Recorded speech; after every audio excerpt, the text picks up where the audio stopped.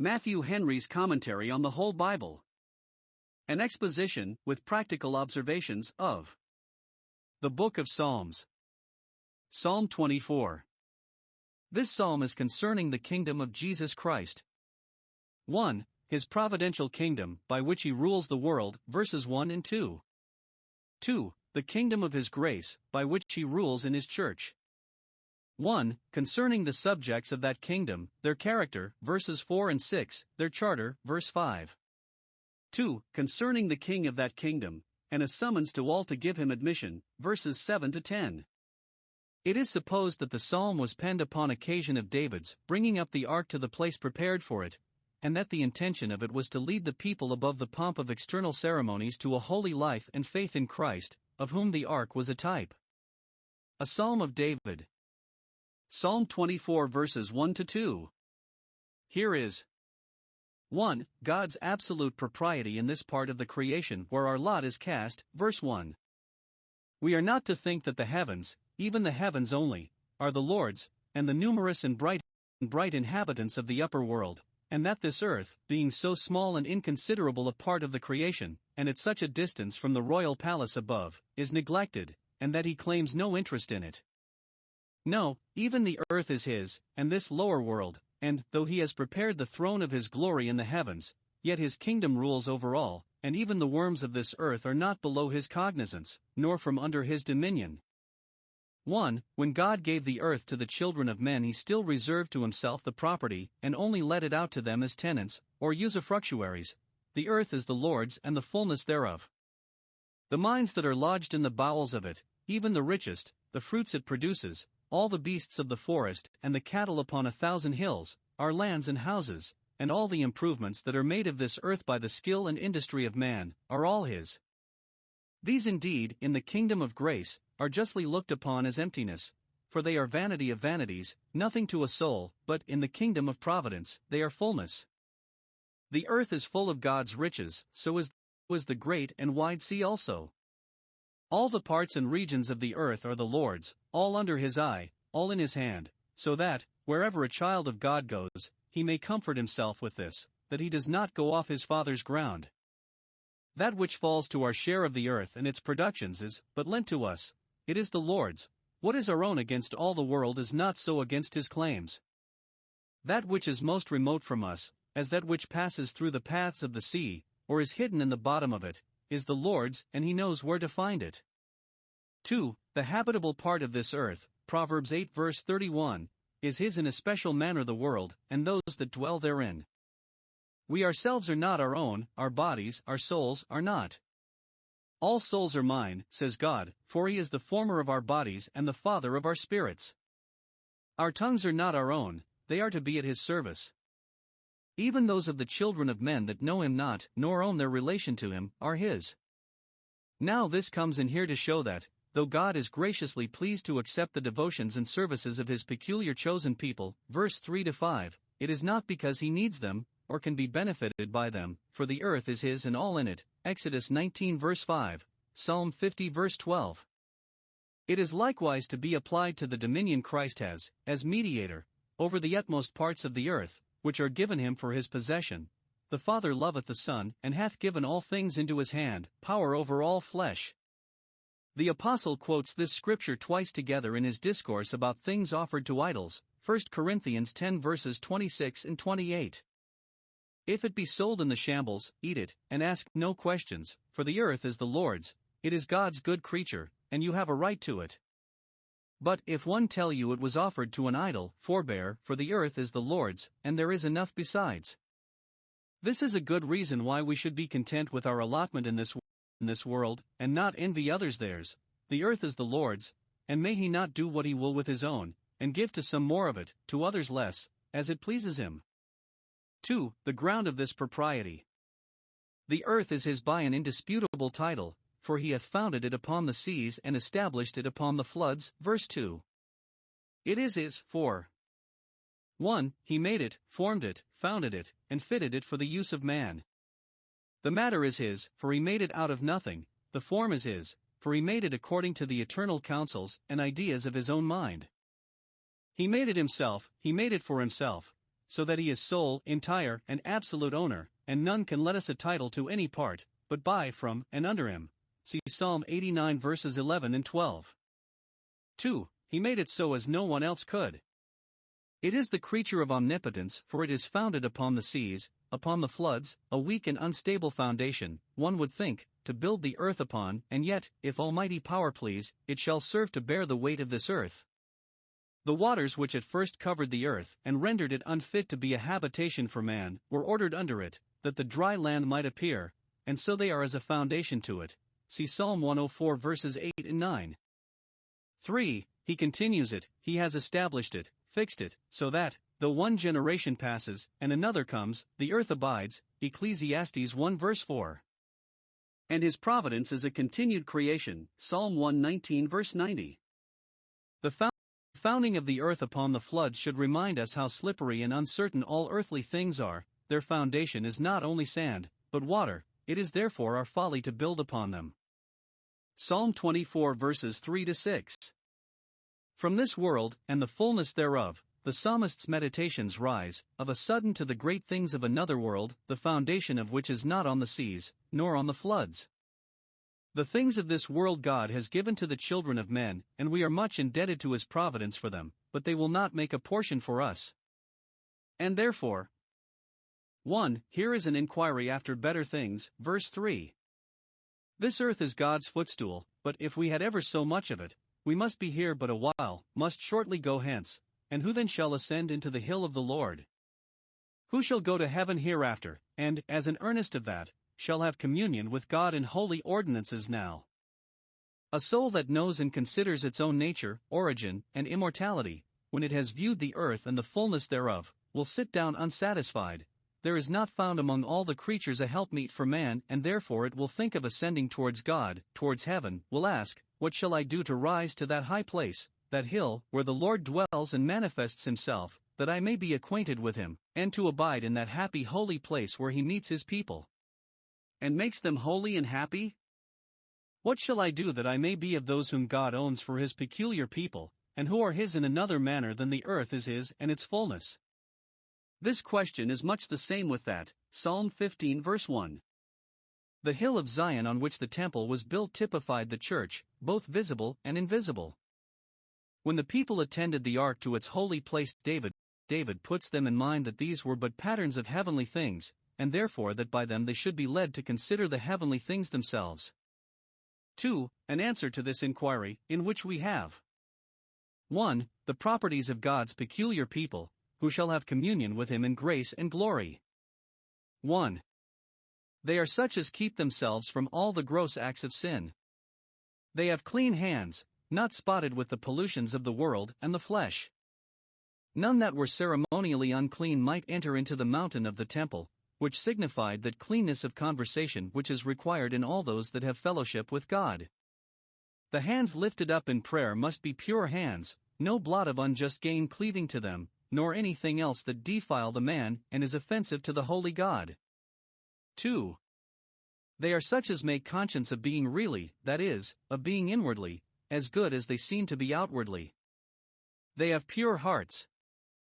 We make nothing of our religion if we do not make heart work of it. It is not enough that our hands be clean before men, but we must also wash our hearts from wickedness, and not allow ourselves in any secret heart impurities, which are open before the eye of God.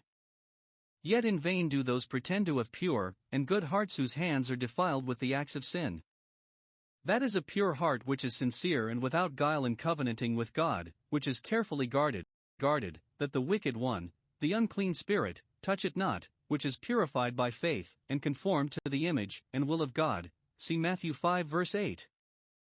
3. They are such as do not set their affections upon the things of this world, do not lift up their souls unto vanity, whose hearts are not carried out inordinately towards the wealth of this world, the praise of men, or the delights of sense, who do not choose these things for their portion, nor reach forth after them, because they believe them to be vanity, uncertain and unsatisfying. 4. They are such as deal honestly both with God and man.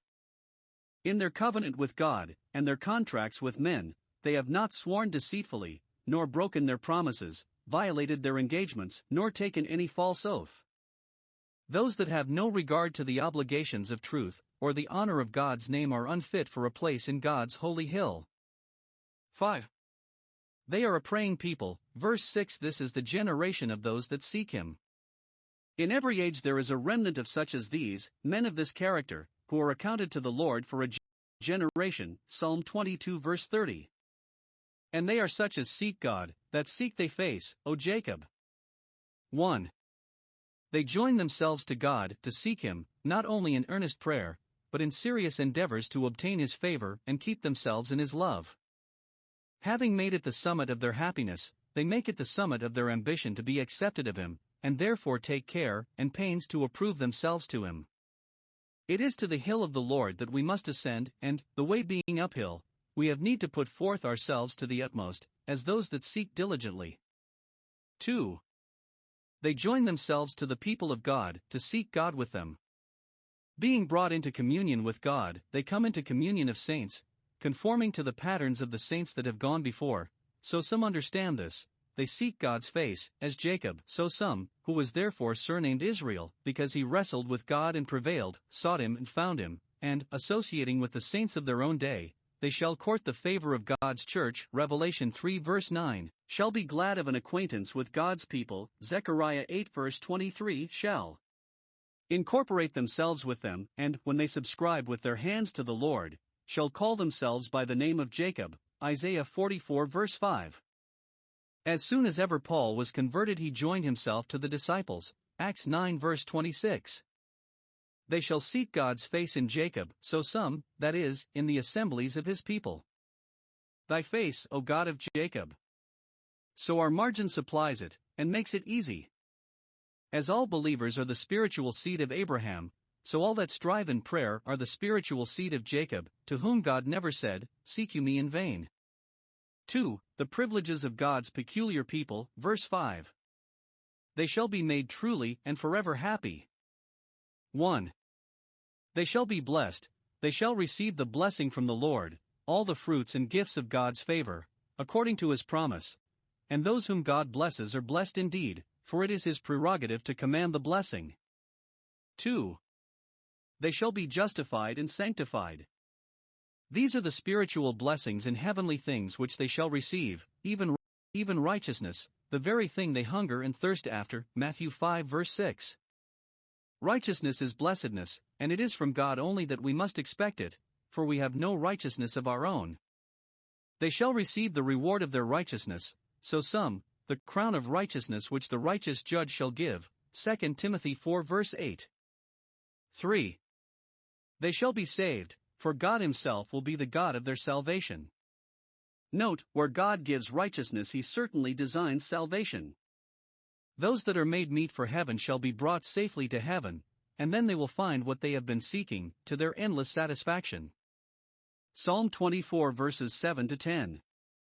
What is spoken once is spoken a second time in these verses. Such repetitions are usual in songs, and have much beauty in them. Here is 1. Entrance once and again demanded for the King of Glory.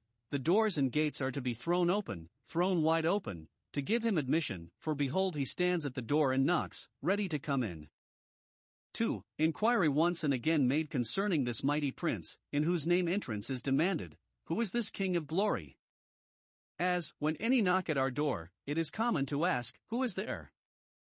3. Satisfaction once and again given concerning the royal person that makes the demand. It is the Lord, strong and mighty, the Lord, mighty in battle, the Lord of hosts. Verses 8 and 10.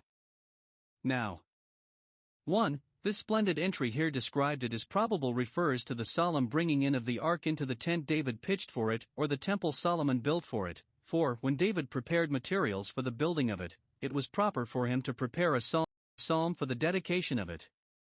The porters are called upon to open the doors, and they are called everlasting doors, because much more durable than the door of the tabernacle, which was but a curtain. They are taught to ask, Who is this King of Glory? And those that bore the ark are taught to answer in the language before us, and very fitly, because the ark was a symbol or token of God's presence. Joshua 3 verse 11. Or it may be taken as a poetical figure designed to represent the subject more affectingly. God, in His word and ordinances, is thus to be welcomed by us. 1. With great readiness, the doors and gates must be thrown open to Him. Let the word of the Lord come into the innermost and uppermost place in our souls, and, if we had 600 necks, we should bow them all to the authority of it.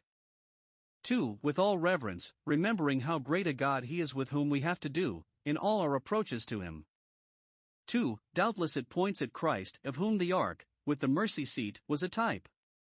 1. We may apply it to the ascension of Christ into heaven, and the welcome given to Him there. When He had finished His work on earth, He ascended in the clouds of heaven. Daniel 7 verses 13 and 14. The gates of heaven must then be opened to Him, those doors that may be truly called everlasting, which had been shut against us, to keep the way of the tree of life. Genesis 3 verse 24.